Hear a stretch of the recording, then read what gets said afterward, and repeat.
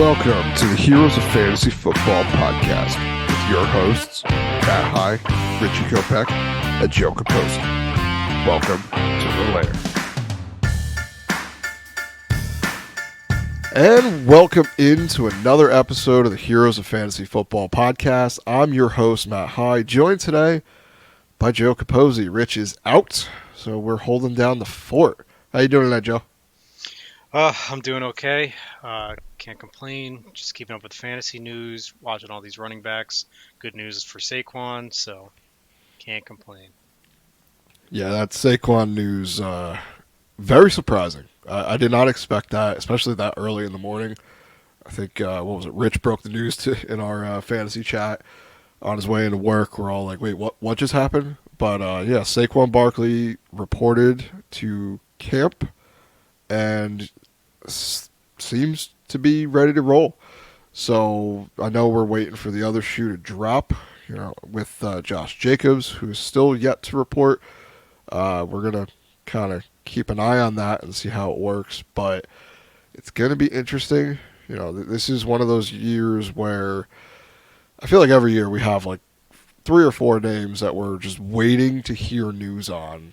Are they reporting? Are they not? Are they going to play? Are they going to hold out? And this is just no different. So we'll find out who is going to be that guy next year. It could honestly be Saquon again, because they could very easily tag him going into next year. So we could be just repeating this storyline this time next year. Hopefully that's not the case, but we shall see. So on today's episode, we got another fun one. It's going to be going through some safe picks that are currently going in rounds 1 through 3 as far as ADP. So we're looking at half PPR scoring. But I didn't forget. Don't worry. We're doing a quick question. Got to do that every episode. And this one is one of my favorite ones. It's fun to think about the end of the season already, even though it didn't begin. So let's look at who is your way too early Super Bowl pick for 2023. So who's going to win it all for you? I don't know about win it all, but to make it to the Super Bowl, and as much as it pains me to say this, I think the Eagles might make it to the Super Bowl and have a pretty good shot at taking it. I mean, they had a fantastic rookie draft. And without the rookie draft, if you just look at their team from last season, what they were doing both offensively and defensively, it was very impressive. Huge leaps and bounds from last year, and with the additions of all those rookies, just look. I mean, I don't know if you saw the same image, that them getting rid of Miles Sanders and then seeing what they were paying for him, and then what they're paying for that long list of running backs that they now have was the same amount, is just mind blowing. It's crazy. Yeah, I mean, Miles Sanders was a decent part of that backfield last year. Obviously, led them to the Super Bowl and was a major part. Now they kind of pieced together some running backs. DeAndre Swift they got in this offseason, Rashad Penny. It's going to be a roller coaster ride figuring out who is the guy you want, and I'll probably just want the later guy. I saw Penny was taking first team reps, and then I saw, is it Penny season? Is Penny number 1 finally? So we'll see. This is kind of like for Penny. Like I've kind of, the definition of insanity is doing the same thing over and over and expecting different results, and that's kind of where I look at with Rashad Penny.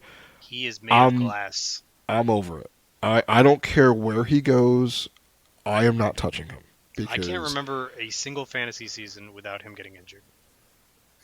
Because there is none, and that's exactly the point. It's every year we go through this, and it's like, oh, he's great in when you get him, but you gotta just hope you get him that 1 week, and then that's it. It's like that toy you bring home from the store as a kid. You're like, I'm so excited to use this, and it breaks, and you're just like, all right, well, that was short lived. That's Rashad Penny. So, all right, my pick is going to be the Baltimore Ravens. I know it's a little bit surprising. There was a lot of drama this offseason with Lamar Jackson. Is he going to sign? Is he going to get traded? He was tagged by the team in a transition tag, so it wasn't like he was guaranteed a deal there. It was a whole bunch of stuff. Ended up him getting a giant deal. They brought in OBJ, who, yes, is old and hasn't really done it in a little bit. Last time we saw him was the Super Bowl where he got injured. So kind of survey is still out on that, on how he's going to really fit into this offense. But they brought in Zay Flowers. They just they have a lot of pieces on their team, and even though some of them are a little shaky, they got rid of Greg Roman. Todd Monken is there now. It's not going to be business as usual in this team. It's no longer going to be those really annoying dink and dunk screen passes that go for 2 or 3 yards and they run out of bounds. Those frustrated the heck out of me last year, being a Rashad Bateman owner. I know he had a couple good games, but every other play was like, oh, screen pass, and it went to nowhere. And oh, next play, screen pass, went to nowhere. So hopefully that is no longer in their game plan. All the news recently has been they're going to sling the rock. He's going to throw more. He is a dual threat quarterback, still has the high upside. They're going to have to play pretty quick in this division. You know, the Steelers, the Bengals are up there. You know, it's going to be tough. The Browns, I mean, they're looking up. It's going to be a tough division to really predict who's going to win. I know that might be somewhat of a hot take with the Bengals, but I don't want to count the Ravens out. This could be the season where things just work well together and they just move on and end up winning. I do think this is going to be a great team. So, what do you think about the Ravens, sir? No, I like that pick. I think Lamar's going to. I think this might be Lamar's best season to date this year. The reports out of camp have been good. Like you said, he got Zay Flowers now, OBJ. He still has the one and only Mark Andrews, who I think is going to be the wide receiver one this year. You can quote me on that. I If think you're the going to team's quote you, going we to should probably quote you as the tight end one. tight end one. Sorry. Yeah, he's just gonna. I mean, he's his favorite target. He's a big guy. He catches the ball. The ball's in his hands. He most likely holds on to it. Um, and with Lamar just slinging it and also having that mobile threat, like you said, the dual threat, I could see them going all the way. Yeah, it's just I'm going to be more bullish on this team just from where they were last year to where they are now. I do think they're going to be taking a pretty large step forward and make it a little bit more interesting at the top of that division. So, but we shall see. All right, so let's jump into the news a little bit. We got a little bit of news here. Kadarius Toney is injured again, so that's basically business as usual for that. Tweaked his knee, fielding a punt, I believe it was. Has had off-season cleanup surgery, and is now injured again. Maybe ready for week one. He's still someone people are gonna like end up taking. Uh, I will not be one of them because part of it is I'm a Giants fan, and he did not do very well for our beloved Big Blue. And the other is he cannot. He's like the Rashad Penny of wide receivers. He has been in the league for what, 2 years now, maybe three. I don't even know because he's always on the IR, sitting out a week. So I don't care. I know the Chiefs are great. Patrick Mahomes is a wonderful quarterback to have. I don't care because they're just going to spread it out. Everyone who is not Travis Kelce will just be getting scraps. So, anything to add on Mr. KT? No, I also hate him as a Giants fan. Um, the comments he made after going to Kansas City from the Giants lost all respect for him, and he doesn't. Well, you can have our bench warmer. He did great. Yeah. We turned the Kadarius Toney trade into Darren Waller. So, as a Giants I don't. fan, I am 100% okay with that. I don't know what the Giants do to these wide receivers with Kenny Galladay and Kadarius Toney. It's like they come here to die or something. I don't know, but Well, hopefully that doesn't happen this year. I know we I just hope keep not. getting slot wide receivers because we One of like them to has to hung. be good, right? Yeah, I mean, at this point, you're We hedging your get bets. if we If get it ain't enough of you, it's them, you. one Yeah, of them will one of them will we'll catch the see. ball. Don't understand it, but we are not the GM and we are not coaches. So hopefully, Sure. in Dable we trust, but we will see. We already talked about the Saquon Barkley news at the top of the show. Not really too much else that's going on. A couple people have been added to the pup, and if you see anyone added to the pup right now, it means not that much.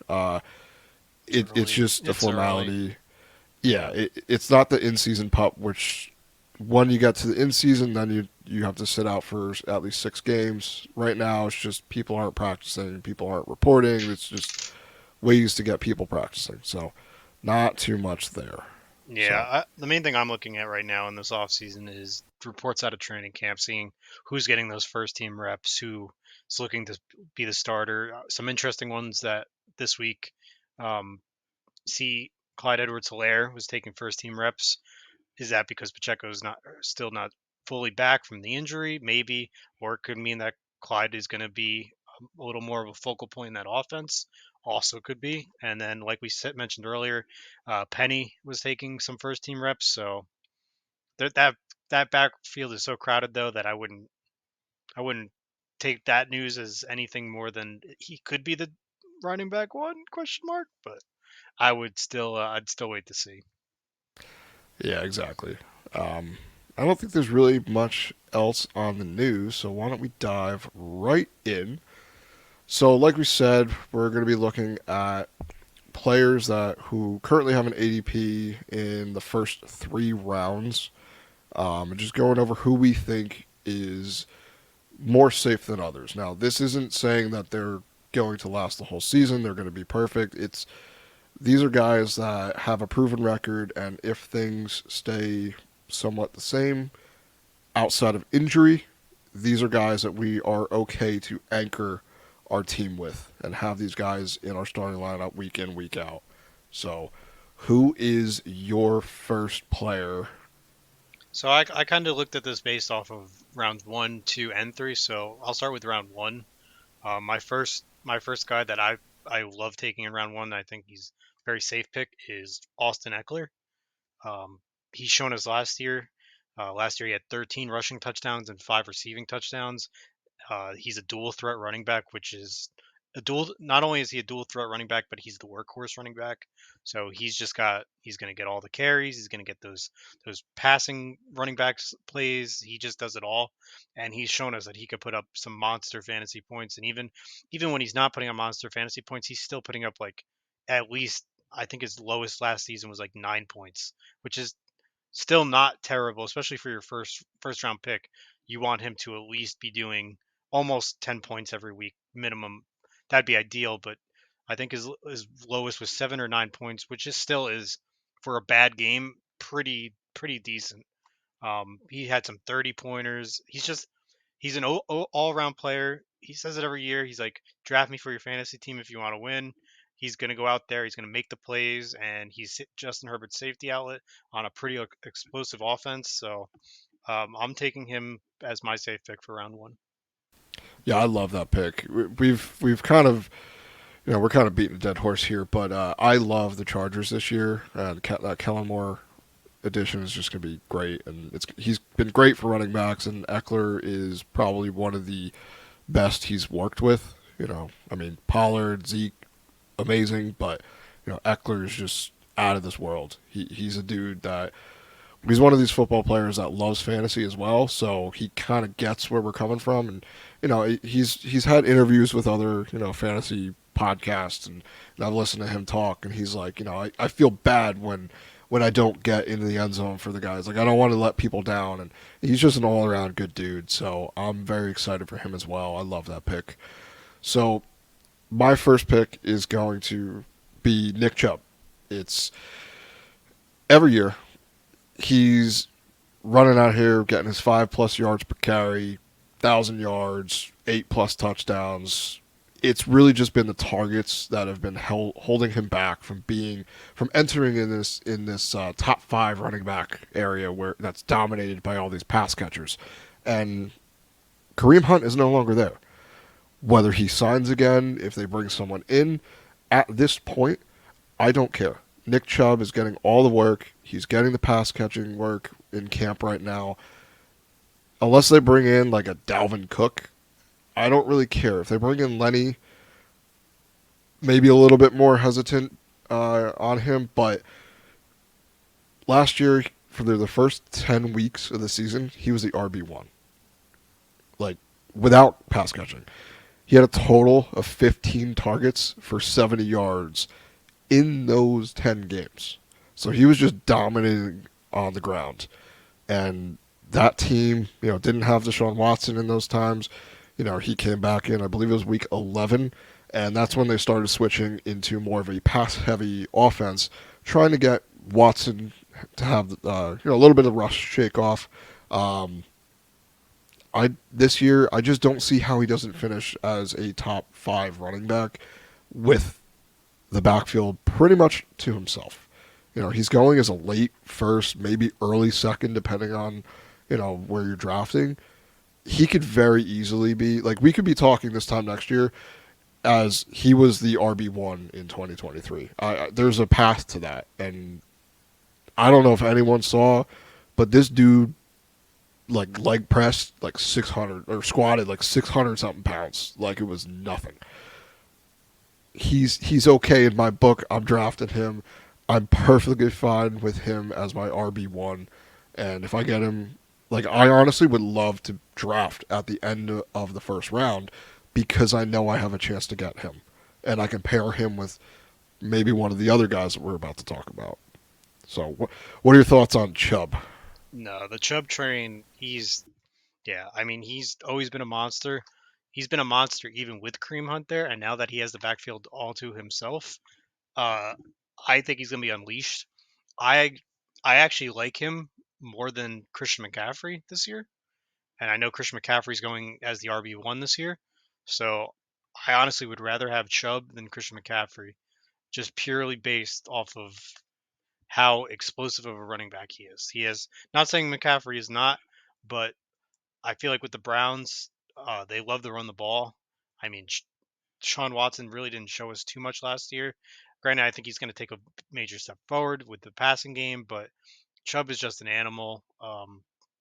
Yeah, he's bench pressing 600 pounds. He's gonna get all those goal line touches. He's gonna get all the passing touches.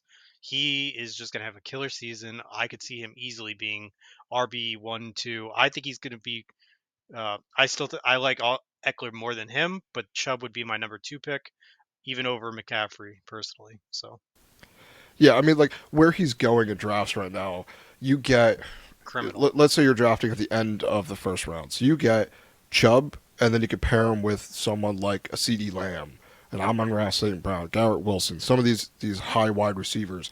Whereas if you go with, if you're at the beginning of the draft and you have Christian McCaffrey, then you're pairing him with someone more closely drafted near probably like a T. Higgins area, where he's, still very solid wide receiver, but I feel like I've done a couple mock drafts so far, and we'll do one in a couple weeks for all three of us.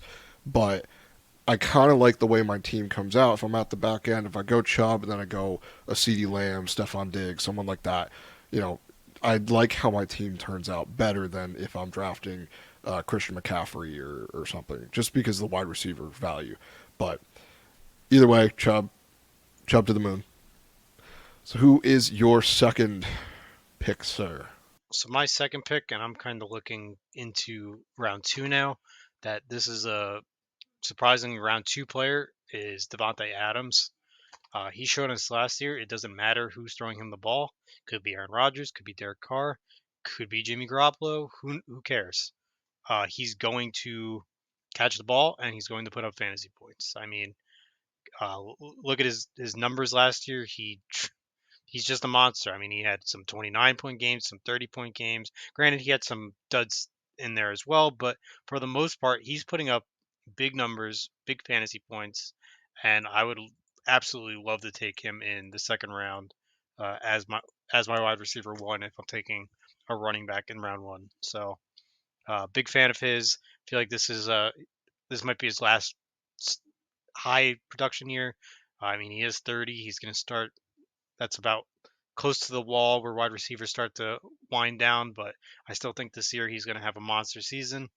And it's crazy that he's in second round. That just speaks to the talent at the position that some of these guys are getting drafted in front of him.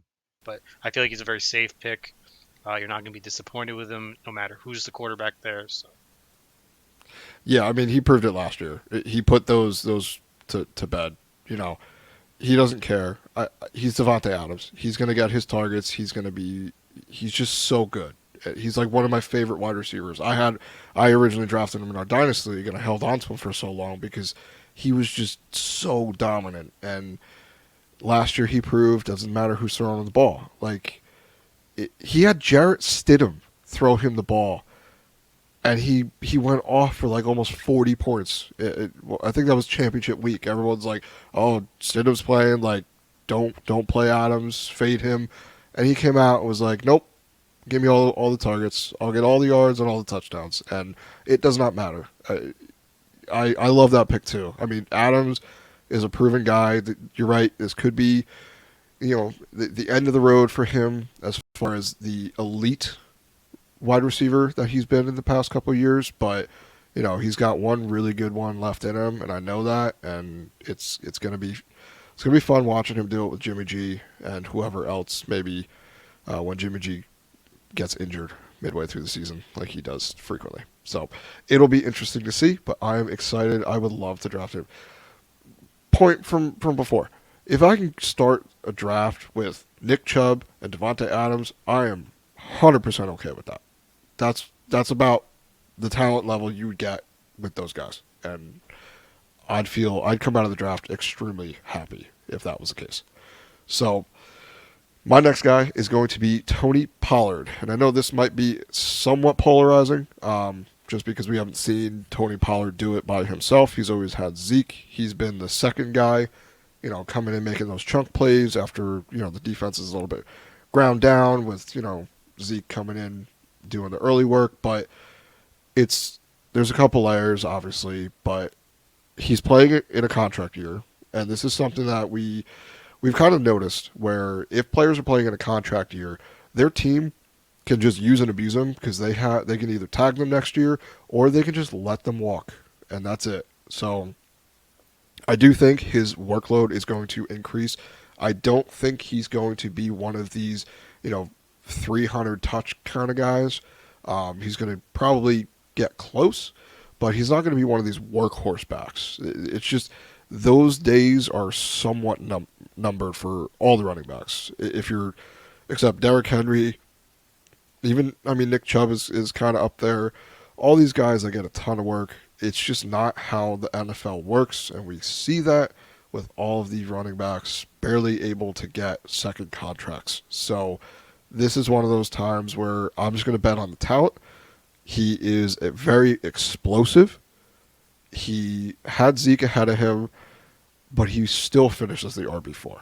So right now, that running backfield is Tony Pollard, Malik Davis, Ronald Jones, and the rookie Deuce Vaughn, who me and Rich have disagreements on. I don't think he's going to be a giant thing.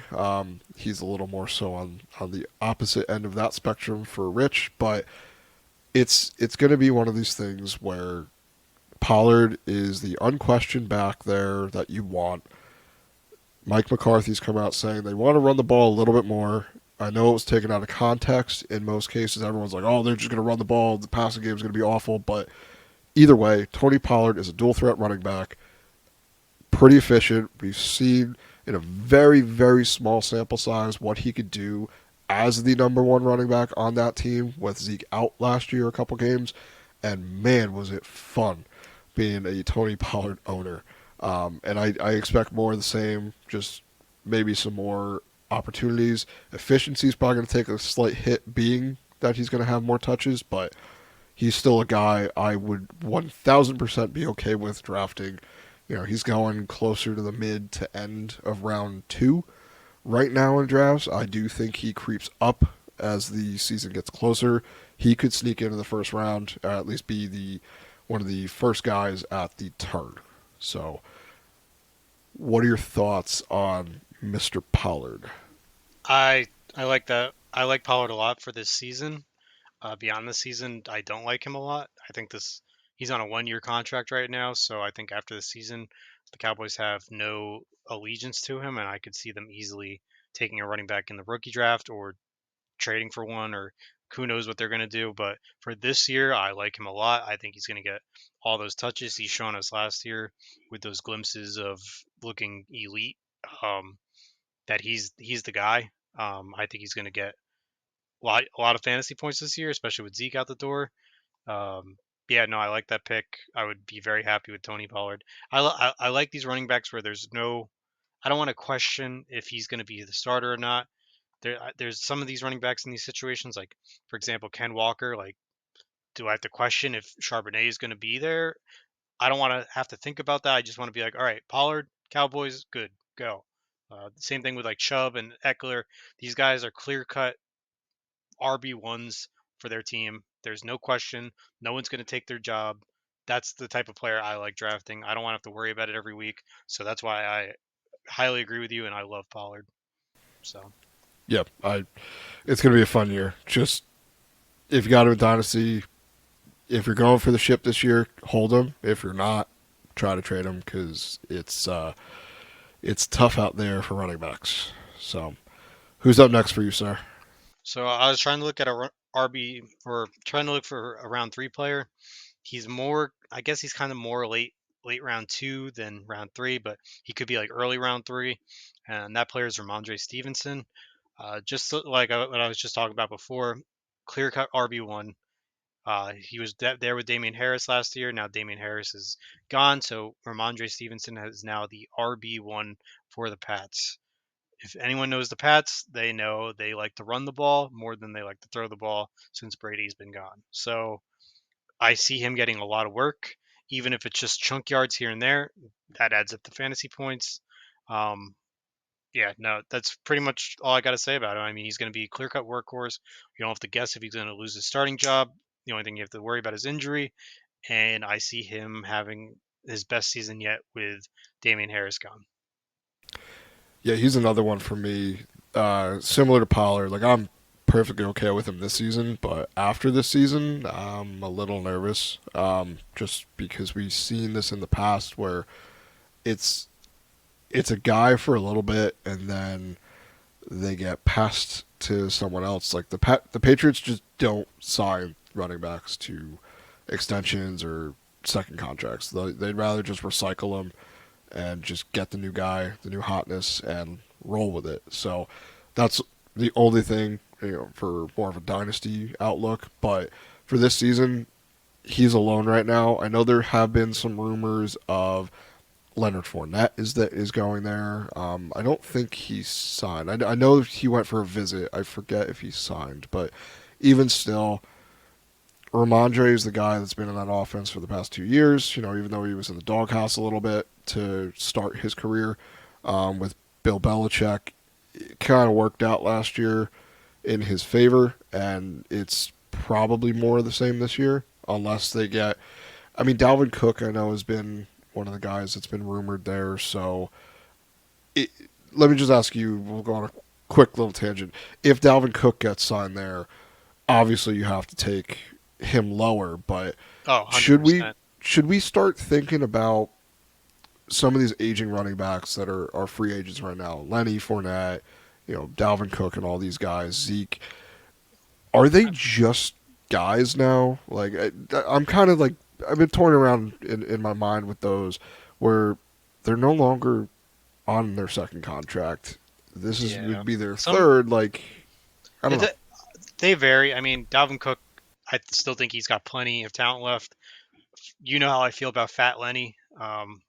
Not a big fan of his. Don't think he's in his prime anymore. Think he should retire. But yeah, I mean, the Patriots don't owe Stevenson anything. He's a fourth round draft pick, so he's not like they went out and spent the first on him. He's not like a Brees Hall. He's not a Najee Harris talent. He's or Bijan or anything. He's a fourth round draft pick, so he's replaceable. If they draft one of these free agent veterans, I easily could see them getting the starting job, or if anything, splitting carries. And in that case, I would completely avoid Stevenson. That's just my thought process. I don't want to have to guess. Like I said, I don't want to have to guess who's starting that week or who's going to be the starter, who's going to win the job, who's going to get that goal line carry for that touchdown for fantasy points. I just want the clear workhorse. I don't care if the team's good. I just want to know that my running back is going to be if it's 1st and 10. I want to know my running back is going to be out there playing that play and not guessing. Oh well, it's going to be Charbonnet, it's going to be Walker. Who knows? So that's where my view is on it. Yeah, I mean, I still think Stevenson, even if they bring in one of these guys, I still think he's going to get the majority of the work, even if it's Dalvin Cook.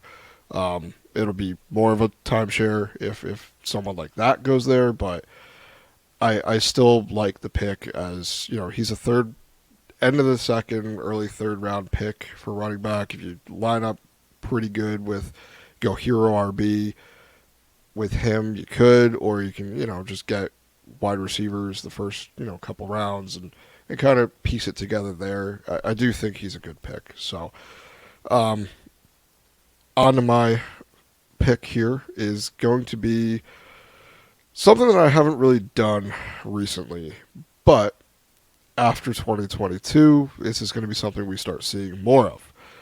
My pick is going to be Joe Burrow. He's going behind obviously Patrick Mahomes, Josh Allen, and Jalen Hurts. So QB4 drafts currently being drafted at the 3-4 turn.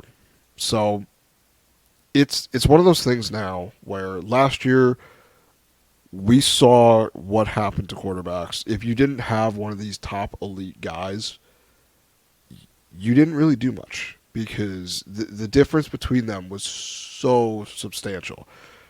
So this is where you're going to see in home leagues and more casual leagues, people are drafting these guys way high.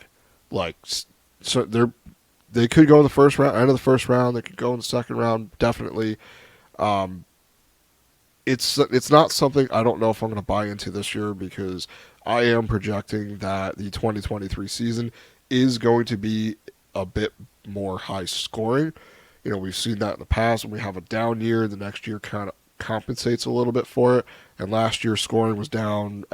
Fantasy points scoring was down like all across the board. Everyone was lower.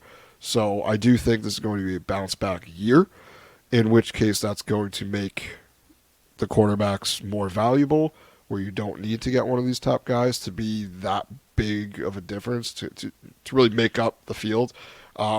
But going to the Joe Burrow side of it is continuity.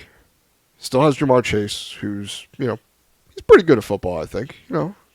Top one, maybe two, pretty good. T. Higgins, still no slouch, great wide receiver. And Tyler Boyd, is there still. And although he's not a great fantasy option, except in like best ball, he still is a capable wide receiver to throw the ball to. Now we go into where they lost Hayden Hurst to the Panthers, but they got Irv Smith Jr., who I like a lot, and I've liked him since I drafted him in our Dynasty League, just to see him sit on my IR forever. But he goes into a new situation with a team that likes to pass to the tight end because they can scheme them open because of the guys they have on the outside. It's a good area to be in and to know every week that you have this guy who can easily, he can throw for 40 touchdowns this year. He's been 34 to 36 the past couple of years. It's just a very stable pick that I can hang my hat on if I get, he's going at the 3-4 turn, so you can get Jamar Chase if you have an early pick in the draft. And then, I like to stack my quarterback with my top wide receiver. This could play itself in your draft. And that could be a very good way to stabilize your team in the third to fourth round. And I really, really like Joe Burrow this year. I do think he's going to finish, a little bit higher. I think I would, not projecting this because, I will still rank Josh Allen higher, but it would also not be that crazy to me if Joe Burrow outpaced Josh Allen it would come on insane efficiency for touchdowns, but I do think he's got the talent level and the team makeup to do such a thing. So, what are your thoughts on Joe Cool? I like Joe Burrow a lot. Uh, I don't remember exactly where I have him in my rankings, but I do remember I think I put him above Josh Allen. So, and Josh Allen's I think ranked two on the season. So I think he's going to be. I honestly think I might have Joe Burrow as the QB2 in my rankings, only getting beaten out by the GOAT Patrick Mahomes. I think he's going to have a killer season. Like you said, he has so many weapons to throw it to. Um, yeah, he's shown us that he can throw, he can slug the ball. He's got all those weapons, and any team that has arguably top that wide receiver group in the Bengals is, I could say, arguably one of the best wide receiver groups if you look at all three as a group. Um, Boyd showed up last year. He's shown, even though he's the wide receiver three, he could put up wide receiver one numbers. T. Higgins is obviously a top talent, and Jamar Chase is arguably the wide receiver one, if not two. So I like Joe Burrow. I would take him as whenever you can get him. Um, is the third round too early for a quarterback? Maybe for me it might be, but if they're starting to go and you want to take your shot, Joey V is definitely a guy to grab. Yeah, I mean, I always kind of look at quarterbacks a little bit later. I've always drafted them somewhat later just because of the replacement value, but last year changed a ton for in fantasy. People saw last year, they think that's how it's going to be from now on, which it very well could be, but I do think that this year is going to be a bounce back for all the positions, and you know there was a little bit of a down year for some of the wide receivers too. I know a lot of like the really top end talent guys finished okay, but some of these other like middling, you know, wide receiver two, threes, it was a little bit lower, and I do think that is going to the pendulum is going to swing the other way in 2023. So before we head out here, why don't we go over look at a couple guys just briefly in the same rounds 1 through 3 that we might have a few reservations on. Is there anyone that sticks out to you where you're a little there's a little more risk than you're willing to put up this year in drafts? Ah, it's really hard, especially for the first two rounds, because they're obviously being taken in the first two rounds for a reason, because they're all very good players. I think the only reservation I have in probably round one, outside of Diggs and the whole Buffalo situation, is maybe Cooper Cup.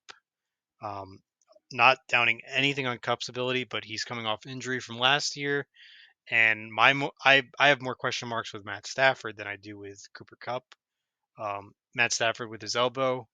If Matt Stafford is to get hurt or is not throwing it as much with the elbow, we saw Cooper Cup with the backup quarterback that almost immediately got Cooper Cup hurt by leading him into a tackle with a pass. So not much faith there. And if Cooper Cup is without Stafford, that's my only reservation with him. If he's with Stafford and Stafford's healthy, sure, Cooper Cup is top three, top five wide receiver. But if Matt Stafford's not there, gets hurt, it's a reservation for me. So Yeah, I mean, with Cup, it's not about Cup, like you said. It's about the supporting cast and his surroundings. That team could be just god awful this year, and Stafford was contemplating retirement this year, and then he decided to come back. That could be, who knows, one injury, and he could be like, all right, I'm done.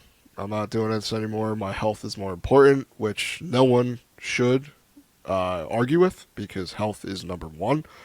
But yeah, I don't have as many concerns, but I do see the path where he could be a little bit less than what we're projecting. So I have two names. I'm going to go over real quick. So currently, right now, according to Fantasy Pros ADP, looking at half PPR, we have Jalen Waddle as the wide receiver 11. And this is this is something where Waddle is a great talent. He showed what he can do in his rookie year and last year, even with Tyreek Hill joining the Dolphins last year. This is more about the health of Tua. And this is where the risk comes in for me. His splits with Tua and without are pretty drastic. You know, just yardage alone with Tua, he's about 83 yards per game. Without Tua, it drops to below 60. So, yeah, I know it's only 20 yards, but that's 2 points in leagues. So, it's enough to kind of drop him for me out of that a little bit. I might even have him around that area, but even when there's some of these guys where you put them in your rankings just because you look at what they've done in the past, what you think they're going to do, whether you 110% believe that is going to happen, there are other things outside of just projections to, you know, look at and move these guys in and out wherever you want. But I just do see somewhat of a risk that if Tua misses more than a few games, it could spell a little bit of a hesitation. And you could say the same thing about Tyreek Hill as well. His splits were a little bit drastic too, with and without Tua. So any concerns with, I guess, the Miami Dolphins top wide receivers in drafts right now? I know I currently have Tyreek Hill as my wide receiver 2 or 3. I believe he's my wide receiver 3 this year. I might lower him just a little bit to mitigate some risk. But what are your thoughts on the wide receivers in Miami? Um, yeah, it's always a tough situation where there's so little room between talent between your wide receiver 1 and 2. I mean, Tyreek and Waddle are both super elite talent wide receiver players, so it's kind of just guessing which one of them is going to get the touchdown, which one of them is going to get the points. So that does give me a reservation from taking them so early, where as I can get a clear wide receiver 1 in like Jamar, Justin Jefferson, Cooper Cup, AJ Brown, like those clear wide receiver ones. That, not saying that Tyreek and Waddle aren't wide receiver ones, but it's too much variables with which one of them is going to get the pass for me, that I'd have reservations on taking them early. Yeah, it's a 1A 1B situation, which we've seen in the past. Both work out well. It's just it's kind of hard to see, but it's really just for me linked to his health. That's kind of where it is. And at the beginning of my draft, that's a lot of risk to take onto my team. Which I'm not saying don't draft him there. I'm just saying it, any decision you make on guys like this, you might need to make some other tougher decisions in the later rounds. So, next week when we talk rounds 4 through 8, we're going to go through a couple guys that we think are pretty high upside.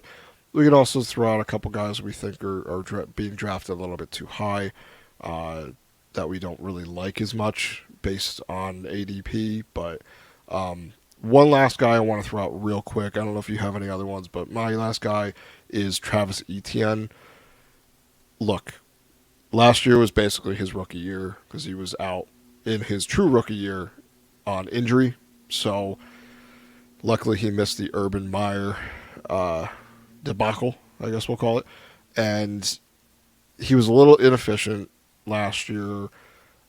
The team got rid of James Robinson. Then he started doing a little bit more, but he's still on the goal line, pretty inefficient, not great through the air. He's come out and even said in interviews that he's a little bit afraid of catching the ball. So it's one of those things where I'm projecting the Jaguars to be a one of these offenses that takes a giant step forward this year, but all the moves that they made this offseason kind of tell me ETN is still going to be a major factor, but they also have more guys behind him, like Tank Bigsby. They still have JaMychal Hasty. There's people that can do things behind him. So if he struggles, I don't see him being the kind of guy where they're just like, all right, you can struggle, that's fine, you're still the dude. If he starts struggling, they could start working other people in. And that's my only hesitation. I do think he's going to be a great running back this year. I just, it's one of those things I'm just thinking about. Like, it's not as clear as some of the other guys we talked about. So, any thoughts on ETN, where he's That going? that one I haven't looked at where he's going, but that one I kind of disagree with. I like ETN. He's shown us last year. I was hesitant on him last year with James Robinson there. I was like, oh, James Robinson did so good. Why even bother with ETN? Like he's gonna be nothing. But then ETN came out showing us that he can play football. So uh, I'm not too worried about Tanks Bigsby. I think he's gonna get a couple carries here and there, but I still think it's ETN's backfield, and I wouldn't be too worried with drafting him.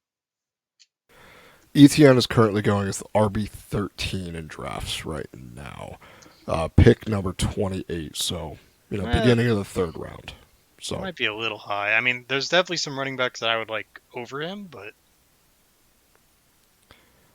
yeah, so that's it. I just wanted to kind of mention a couple of those names, just to kind of, as you're going through drafts, you got to think about some of the. Yeah, it's nice to think about all the in rose-colored glasses with all these guys, but I think that is done at a detriment to your team. You want to look at what could go wrong and have that in your mind too, because it influences other picks. You don't want to say, oh, my team is the best and where I draft these guys is great value, all this stuff. You want to kind of unless look your at name's Richie. it. Yeah, we'll see. Hey, he's not here to defend himself, so Yeah, that's what happens. I can't wait until the season is over so he can stop calling himself the double champ because he he should not be the double champ. But that's a story for another time. Yeah, we'll get into that another day. Maybe this off season we'll go through a couple dynasty type stuff and look at what kind of trades people can make that turn into just success for years to come. So, but before we head out of here, it would be great if everyone could leave us a review on Apple Podcasts, Spotify, wherever you listen to your podcasts. You can find us there. We are on all the platforms. We are on YouTube at youtube.com/@theheroesff. Check out our website. We're going to be updating our rankings and posting those. The goal is by August 1st. As we get into draft season, we have a couple fun episodes coming up. We're going to keep going through the the rounds, looking at pulling out a couple players that spark our interests and likes and dislikes. We're also going to do a mock draft ourselves, and I know we all draft differently, so it's going to be very interesting to watch that. So keep an eye out for that episode in a few weeks. So that is going to do it from us tonight. Everyone, enjoy the rest of your day, and good luck in fantasy. So long, everyone. See ya. Thank you again for tuning in to another episode of the Heroes of Fantasy Football podcast. Follow us on Twitter at TheHeroesFF.